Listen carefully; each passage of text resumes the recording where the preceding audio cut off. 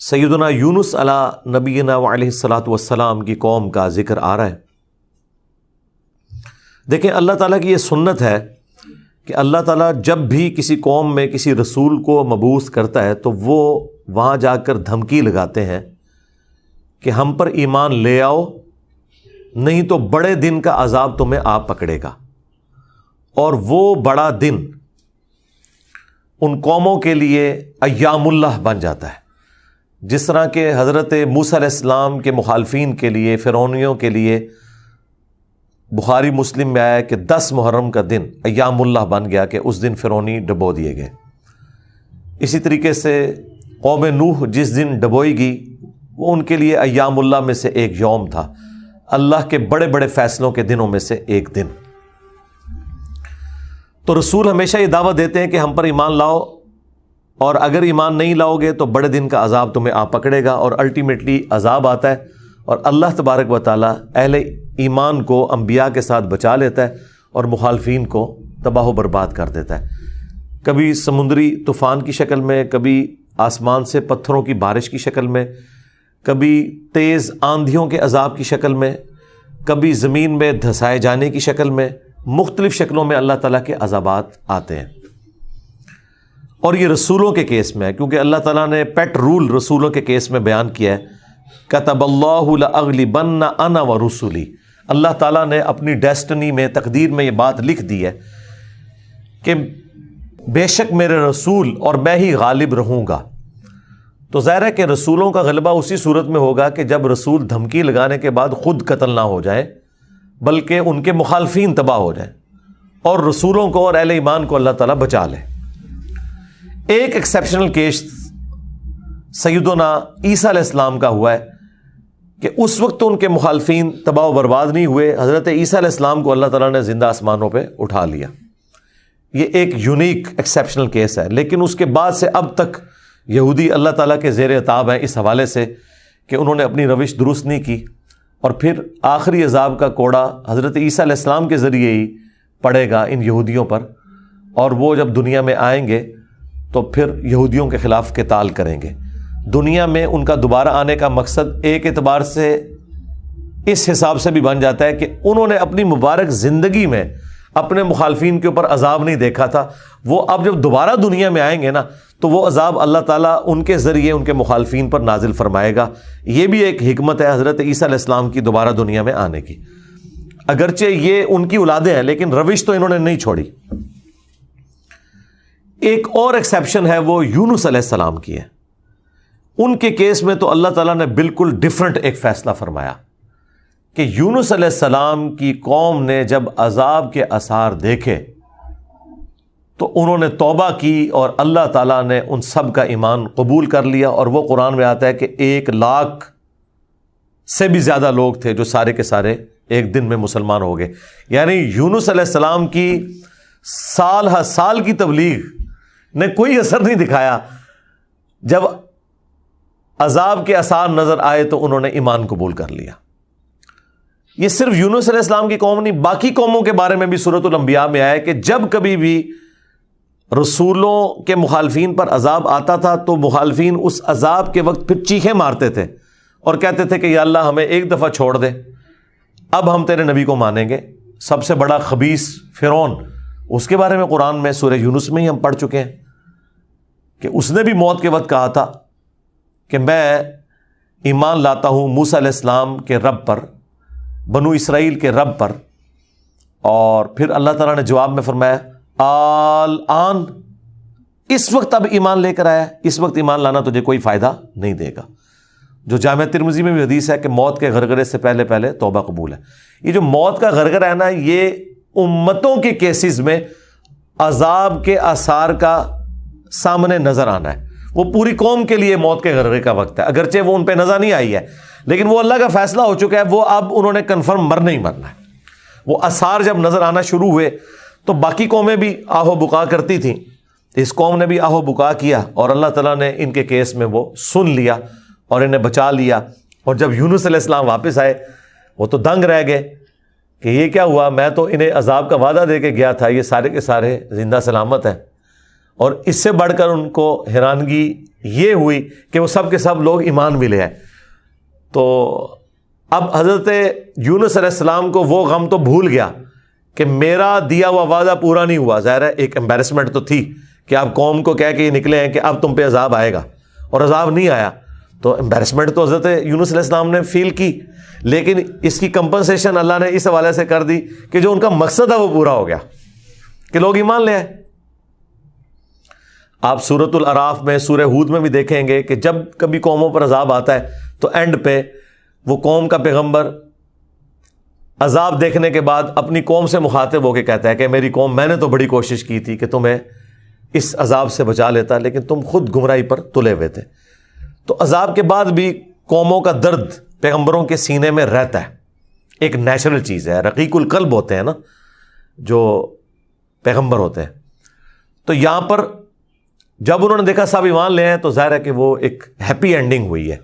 کیا ڈراپ سین ہوا ہے. میں کبھی بعض اوقات یہ جب حضرت یونس علیہ السلام کی قوم کا واقعہ قرآن میں پڑھتا ہوں نا, تو میں بڑی خواہش کرتا ہوں کہ میں جنت میں جا کے یہ منظر دیکھوں کہ وقت کا پیغمبر عذاب کی وعید سنا کے گیا ہے اور لوگ چیخو پکار کر رہے ہیں, اور ایسا یونیک کیس ہو گیا ہے, سمجھ لیں مردے ہی زندہ ہو گئے, کہ اللہ تعالیٰ ان کی چیخو پکار سن کے ان کی توبہ بھی قبول کر لیتا ہے. اور پھر یونس علیہ السلام جب واپس آتے ہیں ان کی حیرانگی کیا ہوگی. ٹھیک ہے, کیا ڈراپ سین ہوگا. میں کہتا ہوں جی اس طرح کی کوئی ٹریجک فلم نہیں ہو سکتی جو یونس علیہ السلام اور ان کی قوم کی ہے. اور وہ کیوں ہوا؟ صرف یونس علیہ السلام سے ایک اجتہادی خطا ہوئی.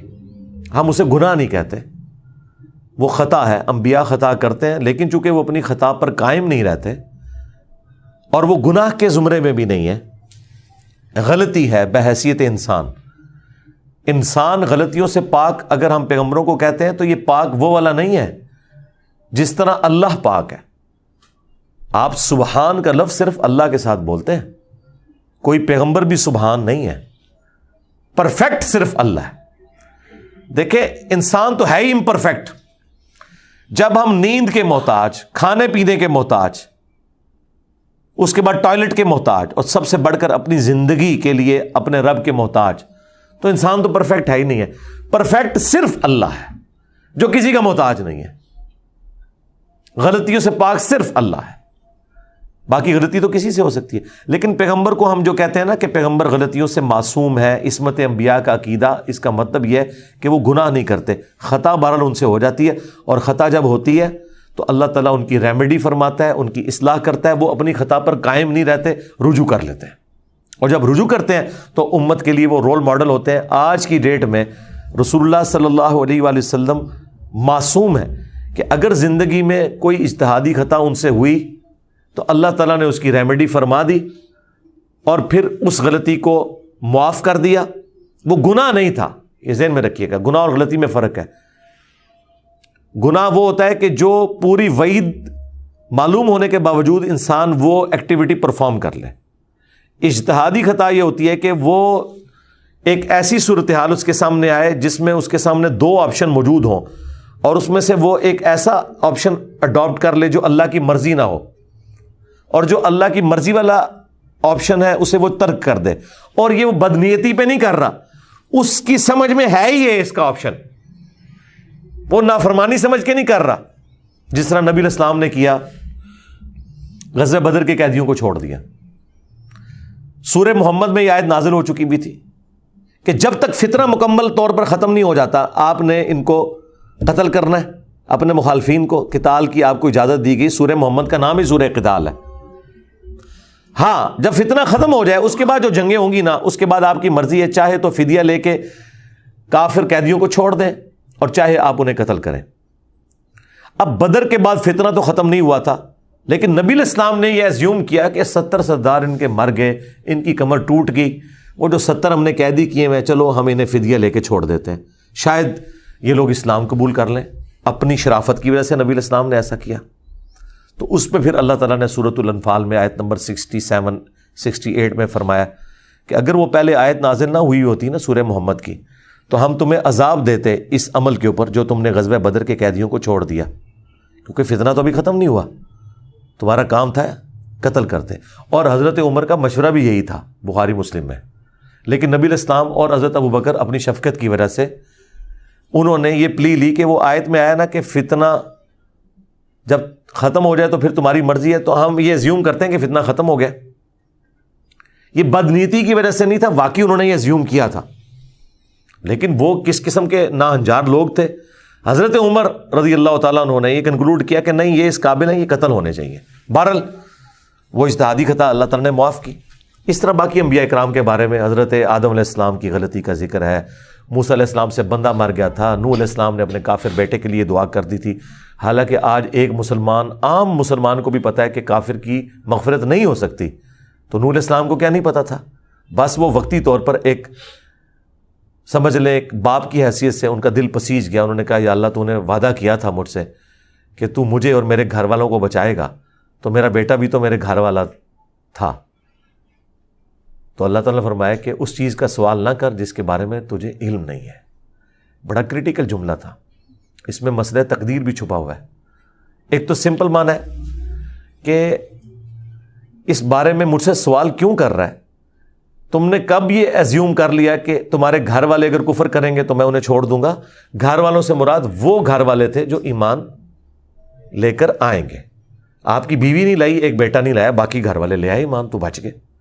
اور دوسرا یہ جو جملہ تھا نا کہ اس چیز کا سوال نہ کر جس کے بارے میں تجھے علم نہیں, سورہ ہود میں آیت نمبر 46 میں, اور اے نوح جاہلوں میں شمار نہ ہو.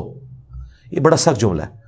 یہ مسئلہ تقدیر کی طرف اشارہ ہے کہ تجھے نہیں پتا کہ میری تقدیر میں یہ لکھا ہے کہ یہ نبی کا بیٹا ہونے کے باوجود بھی اللہ کے علم میں یہ جہنمی ہے. وہ اللہ تعالیٰ نے اسے جہنمی نہیں بنایا بلکہ اپنے کرتوتوں کی وجہ سے. تو اللہ کی تقدیر کے اوپر تو کسی کا بھی علم نہیں ہے نا جب تک اللہ تعالیٰ مطلع نہ کر دے. یہ بہت کریٹیکل ایشو ہے, اس لیے میں نے الگ سے ایک ویڈیو اس پہ ریکارڈ کروائی ہے. عصمت انبیاء کا عقیدہ, اس کا ٹائٹل ہے انبیاء گناہ نہیں کرتے. یہ ہمیں جو عصمت انبیاء کا عقیدہ بتایا گیا ہے وہ یہ ہے کہ نعوذ باللہ انبیاء کے اندر گناہ کرنے کی حص ہی نہیں ہوتی. یعنی انبیاء کرام جو ہے ان کے ساتھ وہ کمزوریاں بشری اٹیچ نہیں ہیں جو باقی انسانوں کے ساتھ اٹیچ ہیں. اگر یہ بات ہوتی تو انبیاء کی فضیلت ہی نہ ہوتی. انبیاء کی فضیلت ہے ہی اس وجہ سے کہ وہ بشری کمزوریوں پر اوور کم کرتے ہوئے اللہ کے خوف کی وجہ سے گناہوں سے بچ جاتے ہیں. ادروائز پھر فرشتوں میں اور انسانوں میں کوئی فرق ہی نہ رہ جائے. تو یہ ہے اصل چیز جو انہیں فضیلت میں لے جاتی ہے عام انسانوں کی نسبت, کہ وہ اللہ کا اتنا خوف رکھتے ہیں کہ وہ گناہوں سے بچتے ہیں. رہی لغزش اجتہادی خطا وہ ہو سکتی ہے. تو میں نے وہ انبیاء گناہ نہیں کرتے اس میں تفصیل کے ساتھ واقعات مختلف قرآن سے بیان کیے. سورہ یوسف میں ہے کہ اس عورت نے یوسف کا قصد کیا, یوسف بھی عورت کا قصد کر لیتا اگر اپنے رب کی برہان نہ دیکھتا. اب اندازہ کریں, اللہ تعالیٰ فرما رہا ہے کہ یوسف علیہ السلام بھی اس برائی میں پڑ جاتے اگر اللہ تعالیٰ انہیں ایک خاص نشانی نہ دکھاتا. وہ قرآن میں تو رپورٹ نہیں ہوئی, اسرائیلی روایتوں میں آتا ہے کہ اللہ تعالیٰ نے اس وقت حضرت یوسف علیہ السلام کو اپنے والد کی شبیہ دکھا دی تھی, حضرت یعقوب علیہ السلام کی, اور وہ انگلی سے یوں اشارہ کر رہے تھے کہ یہ کام نہیں کرنا تم نے. یا اس وقت شیطان بھیانک شکل میں انہیں نظر آ گیا کہ یہ شیطان مجھ سے برائی کا کام کروانے لگا ہے. بہرحال کوئی نشانی اللہ نے دکھائی ہے, قرآن میں ہے, اور اس کی وجہ سے وہ برائی سے بچے ہیں. اس کا مطلب ہے کہ ان میں مادہ موجود تھا لیکن اللہ نے انہیں بچایا ایک نشانی کے ذریعے. تو انبیاء کی اللہ تعالیٰ حفاظت کر لیتا ہے. یونس علیہ السلام سے جو آپ سمجھ لیں اجتہادی خطا جسے ہم گناہ نہیں کہتے, وہ یہ ہوئی کہ جب مقررہ وقت کے اوپر قوم یونس ایمان نہیں لے کر آئی تو یونس علیہ السلام نے انہیں کہا کہ اب 3 دن بعد عذاب آ جائے گا. جو اللہ نے وعدہ کیا تھا کہ یہ ان کا سمجھ لیں ٹائم اینڈ ہو رہا ہے, اس ٹائم لائن کے بعد عذاب آنا ہے. لیکن ساتھ یہ ضروری تھا کہ اللہ تعالیٰ کی وحی کا انتظار کرنا ہے اس علاقے کو چھوڑنے سے پہلے. تمام انبیاء جب قوموں کو وحی سناتے ہیں نا تو پھر اللہ تعالیٰ کی وحی کی اجازت کے بعد اس علاقے کو چھوڑتے ہیں. نبی اسلام نے بھی ہجرت دیکھیں اینڈ پہ کی ہے, ایویں نہیں, مطلب آپ خود سے نہیں نکلے, اللہ تعالیٰ کی وحی کے ذریعے نکلے. قرآن میں سورۃ الانفال میں آیا تھا کہ یہ جب کافر کہتے تھے نا کہ ہم پر عذاب کیوں نہیں نازل ہوتا، ہم نبی کا انکار کر رہے ہیں، تو اللہ تعالیٰ نے فرمایا کہ جب تک اے نبی تم ان میں موجود ہو ہم ان کو عذاب نہیں دیں گے۔ اللہ کی سنت ہے کہ جب کبھی کسی قوم کو عذاب دینا ہوتا ہے نا تو اس قوم میں سے انبیاء اور اہل ایمان کو الگ کرتا ہے، پھر باقی کی قوم پر عذاب آتا ہے، اور وہ اللہ تعالیٰ نے نکالا اور غزوہ بدر میں لا کے ڈبویا ان کو، جس طرح فرعونیوں کو اپنے محلات سے نکال کے سمندر میں غرق کیا تھا، مشرکین عرب کو اپنے گھروں سے نکال کر بدر میں ڈبویا صحابہ کرام کی تلواروں کے ذریعے۔ یہ عذاب استیصال کی ایک قسط ان پر آئی تھی۔ تو یونس علیہ السلام نے ازیوم کیا کہ ظاہر ہے کہ اس کے بعد عذاب تو آنا ہی ہے، لیکن ان کی شان اس سے بلند تھی کہ وہ وحی کا انتظار کیے بغیر نکل گئے۔ بس جب وہ نکلے، جس کشتی میں سوار ہوئے،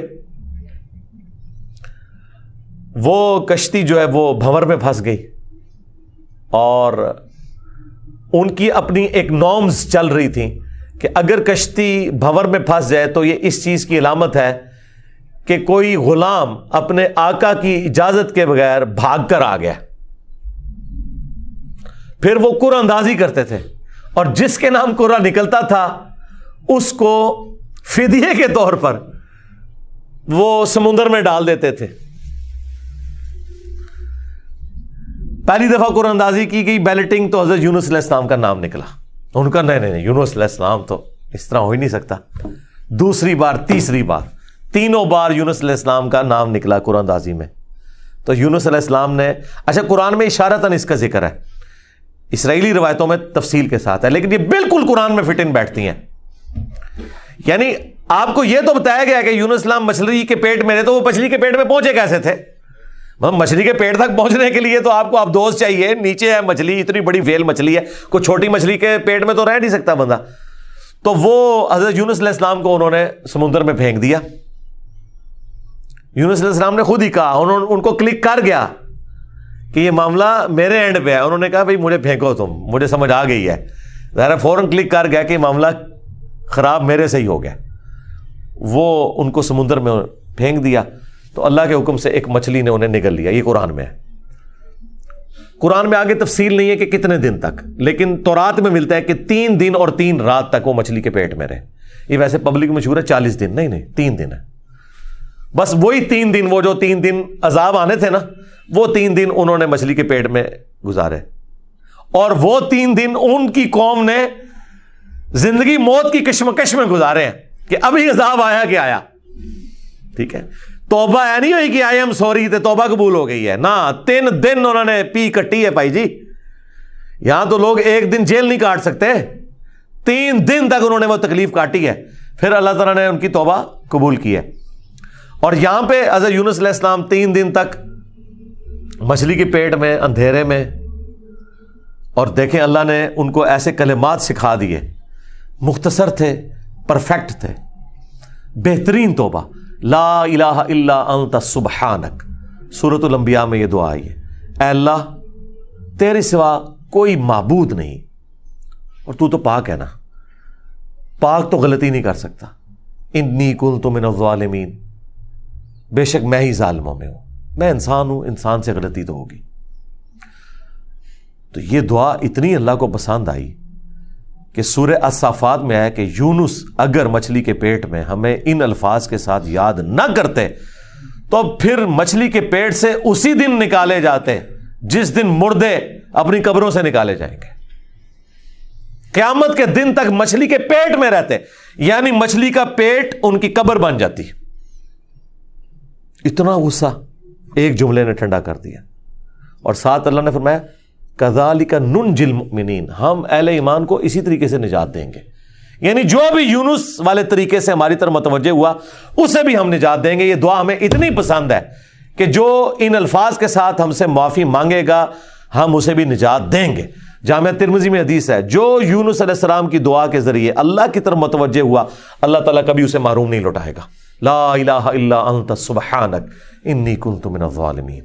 اور جمع کے صیغے سے پڑھیں گے تو لا الہ الا انت سبحانک انا کننا من الظالمین۔ وہاں تھا انی کنت من الظالمین، یہ ہے انا کننا من الظالمین۔ دونوں طریقے سے آپ دعا مانگ سکتے ہیں، بہترین دعا ہے یہ، اسم اعظم ہے دعاؤں کی قبولیت کے لیے۔ قرآن میں بھی ہے کذالک ننجی المؤمنین، اور جامعہ ترمذی میں بھی آیا کہ جو اس دعا کے ذریعے اللہ کی طرف متوجہ ہوگا اللہ تعالیٰ اسے محروم نہیں لوٹائے گا. لہذا جو جامعہ ترمذی میں حدیث ہے نا کہ اللہ کی حمد اور دروشی پڑھ کے دعا کرو تو قبول ہوتی ہے, تو وہ اللہ کی حمد میں نا آپ اس کو شامل کریں, لا الہ الا انت سبحانک انی کنت من الظالمین. یہ اللہ کی بیسٹ حمد بھی ہے اور بیسٹ استغفار بھی ہے, اور ایسا استغفار ہے کہ اللہ کی رحمت کو ٹریگر کرنے والا ہے. دیکھیں آپ نے اللہ تعالیٰ کی کس چیز کو ہائی لائٹ کی ہے کہ یا اللہ تو پاک ہے, تو غلطی کر نہیں سکتا, اس کی عظمت مان لی, اور پھر ساتھ ہی کہا کہ مجھے تو نے بنایا ہی ایسا ہے کہ میں غلطی کروں گا, تو دیکھ میں کمزور ہوں, میں مان رہا ہوں میں غلطی کروں گا, تو کر بیٹھا ہوں تو معاف کر دینا. اس سے بیسٹ انداز نہیں ہو سکتا اپنی غلطیوں پر معافی مانگنے کا. تو یہ حرز جاں بنائیں, لا الہ الا انت سبحانک انی کنت من الظالمین. یقین کریں یہ دعا آپ کے سامنے یونس علیہ السلام ہو, مچھلی کا پیٹ, گپ اندھیرا, 3 دن 3 رات, دنیا میں کوئی آ کے آپ کو ریسکیو نہیں کر سکتا, اور موت سامنے نظر آ رہی ہے. حضرت یونس علیہ السلام اسی طریقے سے بچے ہیں جیسے مردہ کو زندہ ہو جائے, اور یہاں لوگ کہتے ہیں بڑا گرم ذکر ہے جی, خوشبو لا کے کرنا چاہیے, اور صاف ستھری جگہ. بھائی جس نے یہ کیا تھا اس سے زیادہ تعفن والی جگہ کوئی نہیں تھی, مچھلی کا پیٹ. یہ تو چلتے پھرتے, نہ اس کے لیے وضو ہونا شرط ہے, نہ اس کے لیے غسل ہونا شرط ہے, اس کے لیے صرف ایک نیک نیتی کے ساتھ اللہ کی طرف متوجہ ہونا شرط ہے کہ آپ مان لیں کہ آپ کمزور ہیں, طاقتور وہ ہے. آپ غلطی کریں گے, وہ غلطی نہیں کرتا. آپ معافی مانگیں گے, وہ معافی دینے والا ہے. اللہ بھی التواب ہے اور بندے بھی توبہ کرنے والے ہیں. اللہ کی توبہ یہ ہے کہ جب آپ اللہ کی طرف رجوع کرتے ہیں, توبہ کا مطلب ہوتا ہے رجوع لانا, تو اللہ آپ کی طرف رجوع لے آتا ہے. جو بخاری مسلم میں حدیث ہے کہ جو شخص توبہ کر کے اللہ کی طرف رجوع لاتا ہے تو اللہ کو اس شخص سے زیادہ خوشی ہوتی ہے کہ جو اکیلا ریگستان میں ہو, اچانک اس کی سواری غائب ہو جائے اور وہ اپنی موت کا انتظار کرنا شروع کر دے, اور پھر تھوڑی دیر بعد وہ سواری واپس آ جائے جس پہ اس کا سامان لدا ہوا ہے, اسے نئی زندگی ملے, اور وہ اتنا خوش ہو کہ اس کی زبان سے نکل جائے, اے اللہ تو میرا بندہ میں تیرا رب, من شدت الفرح, خوشی کی شدت کی وجہ سے. حالانکہ اس نے یہ کہنا تھا کہ اے اللہ میں تیرا بندہ تو میرا رب. اس سے زیادہ اللہ تعالیٰ کو خوشی ہوتی ہے جو بندہ رجوع لے آتا ہے. تو یونس علیہ السلام کی دعاؤں کو آپ اپنے استغفار میں, اپنی صبح و شام کے اذکار میں, ہر جگہ اپنے تشہد کے اندر اس دعا کو پڑھا کریں. یہ بڑے بڑے مشکلوں کو آسان کر دیتی ہے. یار آپ دیکھیں ایک بندے کو اپنی موت سامنے نظر آ رہی ہے اور اس موت میں سے اسے زندگی مل جائے, بس جب آپ نا امیدی کے اینڈ پر پہنچے ہوں اور آپ کو کوئی امید نظر نہ آئے تو آپ یہ پڑھیں, لا الہ الا انت سبحانک انی کنت من الظالمین. انشاءاللہ تعالی اللہ تعالیٰ اس مشکل میں بھی کوئی نہ کوئی ایسی راہ نکال دے گا جو آپ نے گمان بھی نہیں کبھی کی ہوگی. بہرحال وہ 3 دن اور 3 رات کے بعد یونس علیہ السلام کو مچھلی نے ساحل پر ڈال دیا. اب ان کا جسم کافی ڈیمیج ہو چکا ہوا تھا. قرآن میں آیا کہ ان کے لیے اللہ تعالیٰ نے کدو کی بیل اگا دی جو ان کے اوپر سایہ کی ہوئی تھی, کیونکہ بالکل لاغر ہوئے تھے وہ, اور پھر دھوپ سے بچاؤ کے لیے وہ بیل بھی ان کو چاہیے تھی. پھر سسٹین ہوئے, جب واپس اپنی قوم میں آئے تو دیکھا کہ جناب سارے رفع دین نمازاں پڑھ رہے ہیں. انہوں نے کہا پوری زندگی بخاری مسلم دی حدیثاں دکھائیاں, انہیں رفع دین نہیں شروع کیتا, اچانک کیا ہو گیا ہے؟ یعنی وہ سارے کے سارے مان لیں. یہ میں آج کے دور میں ٹرانسلیٹ کر رہا ہوں. پھر کہنے کے کتنے لکھے ہیں سرکار, دیکھیں اللہ تعالیٰ ہر دور میں اپنے بندے بھیجتا ہے جو اس دور کی لینگویج میں ان کو وہ بات سمجھاتے ہیں. تو انہوں نے دیکھا بھی انقلاب یہ کہاں سے آ گیا, سارے اونچی آمین کہہ رہے ہیں, سارے رفع الیدین سے نماز پڑھ رہے ہیں, سارے نے جڑے اپنی شلواریں جھونگ لیاں نے, کیا ہو گیا ہے؟ تو پتہ چلا کہ جناب اللہ تعالیٰ نے معاف کر دیا ان کو. اور یہ ایک ایسا ایکسیپشنل واقعہ ہے جو اللہ تعالیٰ کی پوری بنائے ہوئے پلان کے اندر, پوری ڈیسٹنی میں, پوری انسانی تاریخ میں اور کسی کے لیے نہیں ہوا. اس خاص واقعے کی وجہ سے ہی اس سورت کا نام سورہ یونس ہے. اگرچہ یونس علیہ السلام کا ذکر آپ نے دیکھ لیا, بس یہ اتنا صحیح آ رہا ہے. یہ باقی پورے واقعات قرآن میں سکیٹرڈ فارم میں ہے. سورہ ہود سے میں نے بیان کیا, سورۃ الاعراف, باقی صورتوں سے جوڑ کے آپ کو ایک جگہ پوری پکچر بتائی ہے. حالانکہ عام بندے سے پوچھے نا کہ سورہ یونس میں کیا ہوگا تو وہ یہ بتائیں گے آپ کو کہ سورہ یونس میں یہ لکھا ہوا ہوگا کہ حضرت یونس علیہ السلام کتنے خوبصورت تھے، ان کی زلفوں کا رنگ کیا تھا، ان کے ماں باپ کہاں رہتے تھے، وہ کہاں پیدا ہوئے، کہاں فوت ہوئے. عام آدمی تو یہ سمجھ رہا ہوگا. حالانکہ سورہ یونس کا جو مرکزی ٹاپک ہے نا وہ توحید ہے، ٹوٹل توحید. اور اس میں حضرت یونس علیہ السلام بھی فٹ ان بیٹھ رہے ہیں. کیوں؟ توحید کا مطلب یہ ہے کہ ہوگا وہ جو اللہ چاہے گا، اور اللہ چاہے تو اپنا بنایا ہوا قانون بھی توڑ سکتا ہے. اللہ اپنے قانون کا بھی کوئی پابند نہیں ہے. لیکن یہ دنیا کے اعتبار سے، آخرت کے لیے نہیں. آخرت کے لیے اللہ نے قرآن میں یہ بتایا کہ میں اپنے وعدے کے خلاف نہیں چلوں گا. آخرت اللہ کا قانون نہیں ہے، وعدہ ہے. اور اگر اللہ وعدہ توڑتا ہے نا تو وہ اللہ نہیں رہتا، کیونکہ جو وعدہ پورا نہ کرے وہ جھوٹا ہوتا ہے، اور جھوٹ اللہ کی طرف منسوب نہیں. لیکن دنیا میں اللہ تعالیٰ اپنے بنائے ہوئے قوانین توڑ دیتا ہے. وہ اللہ کے کوئی وعدے نہیں ہے. اللہ کا قانون ہے کہ آگ جلائے گی، ابراہیم کو نہیں جلایا تو اللہ تعالیٰ کو اس سے کوئی فرق نہیں پڑتا. یہ اللہ کا کوئی وعدہ نہیں تھا. چھری کاٹتی ہے، اسماعیل علیہ السلام کو نہیں کاٹا، یہ اللہ کا قانون ٹوٹا. سمندر میں انسان غرق ہو جاتا ہے، موسیٰ علیہ السلام کے لیے راستہ بن گیا، یہ اللہ کا قانون ٹوٹا معجزے کے طور پر. آخرت میں کوئی قانون نہیں ٹوٹے گا. جو مواہد دنیا سے گیا، اللہ کا تابع فرمان، پیغمبروں کا مطیع، پھر اس پہ تقدیر غالب نہیں آئے گی کہ نہیں جی اے تیری میں ایک گل سنبھال کے رکھی ہے لہذا تو زیرو نل ملٹیپلائی ہو گیا. نہیں، وہاں بھائی نیکیاں تولی جائیں گی. چاہے گناہوں کے پلڑے میں بڑے سے بڑا گناہ بھی آ گیا شرک کے سوا، اور نیکیاں بھاری ہو گئی تو اللہ تعالیٰ کسی کو یہ کہے گا کہ بھی نہیں کہ بالکل دوتے زیرو زیرو ہی بچے ہیں. نہیں، بس یہ میرا وعدہ ہے کہ میں بچا لوں گا. بلکہ اللہ کی تو رحمت اس سے بھی زیادہ ہے. وہ تو اپنے پیغمبر کی شفاعت سے جن کے نیکیوں کے پلڑے ہلکے بھی ہو جائیں گے ان کی بھی کمپنسیشن فرما دے گا اگر وہ شرک نہ کرتے ہوئے. انشاءاللہ تعالی ہمیں تو اللہ تعالیٰ بغیر حساب و کتاب کی جنت میں داخلہ عطا فرمائے. آمین. مع النبیین والصدیقین والشہداء والصالحین. آمین. بہرحال یونس علیہ السلام جب واپس آئے، انہوں نے یہ ساری بہاریں دیکھی تو ظاہر ہے کہ خوشی خوشی انہوں نے اس کو ایکسیپٹ کیا، اور اللہ تعالیٰ نے پھر اس کو قیامت تک کے لیے قرآن میں نقل کر دیا. اب یہ وہ الفاظ، اب یہ پورے واقعات آپ کے سامنے ہو تو اب آپ اس کا ٹیسٹ فیل کریں. اعوذ باللہ من الشیطان الرجیم، بسم اللہ الرحمن الرحیم. فلولا كانت قرية آمنت فنفعها ایمانها، پس کیوں ایسا نہ ہوا کہ کوئی بستی ایمان لائی ہو تو اس کو ایمان لانا نفع دے دیتا. یہ کبھی ہوا ہی نہیں ایسا.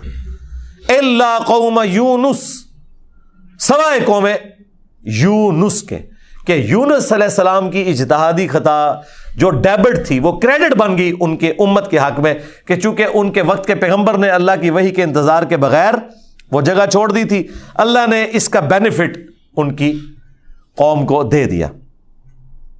لما آمنوا، جب وہ ایمان لے آئے، کشفنا عنہم عذاب الخزی فی الحیات الدنیا، تو ہم نے دور کر دیا ان سے، کھول دیا دنیا کی زندگی کی رسوائی کا عذاب. وَمَتَّعْنَاهُمْ إِلَىٰ حِينٍ، اور ہم نے انہیں دنیا میں لطف اندوز ہونے کے لیے ایک اور مدت فراہم کر دی. اللہم احسن عاقبتنا فی الامور کلیہا واجرنا من خزی الدنیا وعذاب الآخرہ. آمین. تو یہاں پر وہ عذاب ہم نے ان سے دور کر دیا، یعنی وہ عذاب آیا ہوا تھا، اس کے آثار نمایاں تھے، پھر اللہ تعالیٰ نے وہ کھول دیا. وہ جس شکل میں بھی تھا، کوئی بادل آئے ہوئے تھے پھر کھول دیے. وَلَوْ شَاءَ رَبُّكَ لَآمَنَ مَنْ فِي الْأَرْضِ كُلُّهُمْ جَمِيعًا، اور اگر تمہارا رب چاہتا تو جتنے لوگ زمین میں آباد ہیں سب کے سب ہی مومن ہو جاتے. اس کا کیا مطلب ہے کہ اگر اللہ تعالیٰ زبردستی ہدایت دینا چاہتا، اس کا یہ مطلب نہیں ہے کہ اللہ تعالیٰ یہ چاہتا ہے کہ لوگ جہنم میں جائیں. یہ رسول اللہ کو سنگولر کے سیغے سے تسلی دی جا رہی ہے کہ اگر اللہ تعالیٰ نے زبردستی ایمان دینا ہوتا نا تو دے دیتا سب کو، لیکن اللہ تعالیٰ یہ چاہتا ہے کہ لوگ خود سے اپنی چوائس سے مجھے چوز کریں. افانت تکرہ الناس حتی یکونوا مؤمنین، تو اے نبی کیا آپ لوگوں کو مجبور کرنا چاہتے ہیں یہاں تک کہ وہ ایمان لے آئیں؟ یعنی آپ نے زبردستی نہیں کرنا. حضور ٹینشن ہی بڑی لیتے تھے کہ میں دعوت دے رہا ہوں، لوگ قبول نہیں کر رہے، تو حضور کو کہا کہ آپ نے ٹینشن نہیں لینی، جنہوں نے جہنم میں جانا ہے جائیں. سورۃ البقرہ میں آیا کہ ہم آپ سے نہیں پوچھیں گے لوگ جہنم میں کیوں پہنچ گئے. سورہ طٰہٰ میں آیا کہ ہم نے قرآن اس لیے نازل نہیں کیا کہ آپ مشقت میں پڑ جائیں. ما انزلنا علیک القرآن لتشقى الا تذکرۃ لمن یخشی، یہ اس کے لیے ہے جو اللہ کی دھمکی سے ڈر جائے. وما كان لنفس ان تؤمن الا باذن اللہ، اور کسی جان کے لیے یہ ممکن ہی نہیں ہے کہ وہ ایمان لے آئے مگر اللہ کے اذن سے. مراد یہ کہ صرف کوشش بھی کوئی چیز نہیں ہے، اللہ کی طرف متوجہ بھی ہوں، تقدیر پلس کوشش دونوں مل کے کمپلیشن کی طرف جاتے ہیں. ربنا لا تزغ قلوبنا بعد اذ ہدیتنا وہب لنا من لدنک رحمہ انک انت الوہاب. آمین. وَيَجْعَلُ الرِّجْسَ عَلَى الَّذِينَ لَا يَعْقِلُونَ، اور اللہ تعالیٰ کی سنت ہے کہ وہ گندگی ڈال دیتا ہے ان لوگوں پر جو بے سمجھ ہیں، یعنی جو اپنی عقل کو استعمال نہیں کرتے ان پر اللہ گندگی ڈال دیتا ہے، انہیں حق بات سجائی نہیں دیتی، اور دوسروں کو اللہ تعالیٰ ان کی کوشش کی سبب ایمان دے دیتا ہے. اس کو آپ دنیا میں مثال سے سمجھیں. ایک ہی بارش برستی ہے نا، زرخیز زمین پر برستی ہے تو وہاں سے کھیتی نکلتی ہے، اور گندگی کے ڈھیر پہ جب وہ بارش پڑتی ہے تو بدبو نکلتی ہے. اس میں بارش کا قصور نہیں ہے، اس گندگی کے ڈھیر کا ہے. ایک شخص نے اپنے آپ کو خود گندگی کا ڈھیر بنا لیا کہ اس نے حق بات قبول نہیں کرنی، تو اس کا اینڈ رزلٹ یہی نکلنا ہے کہ اس سے آپ پورا قرآن گزار دیں، اس سے کوئی فرق نہیں پڑے گا.